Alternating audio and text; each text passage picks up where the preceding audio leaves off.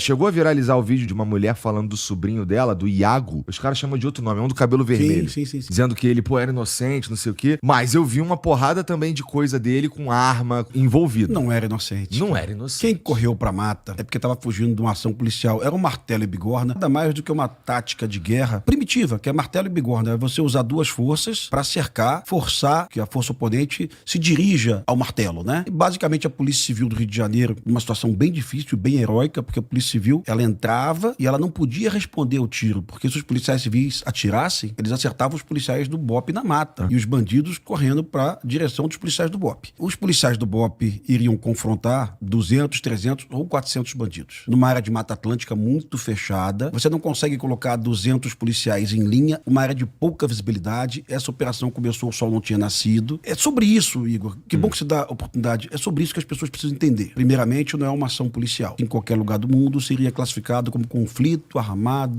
não internacional, caracterizado pela ocupação territorial por mais de 2 décadas, pelo enfrentamento das forças de segurança do Estado Democrático, pela usurpação do Estado de Direito no local e pela quantidade de armamento que estabelece uma capacidade de combate de média intensidade. Em nenhum dia da guerra do IDF contra o Hamas, o exército israelense matou 120 terroristas do Hamas. Ou seja, a intensidade da guerra que nós tivemos aqui no Rio de Janeiro foi superior à intensidade do conflito com o Hamas.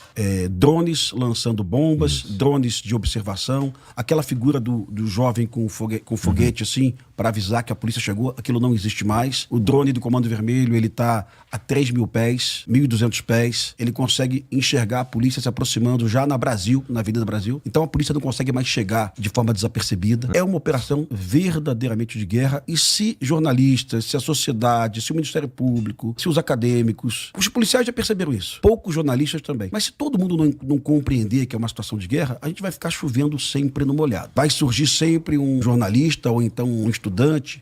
Dava para prender os bandidos. Dava. Os bandidos que colocaram os fuzis no chão foram presos